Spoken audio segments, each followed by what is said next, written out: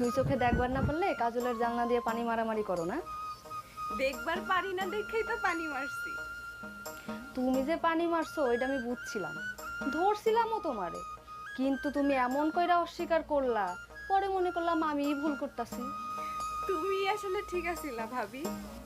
তুমি যে কইলা কাজলে তুমি দুই চোখে দেখবার পারো না, তাইলে কি তোমার এই কথাটাও মিছা? জি না, এই কথাটা মিছা না, এই কথাটা সত্য। নয়নতারা, কি? কথাটা আমার চোখে চোখ রাখা কও তো।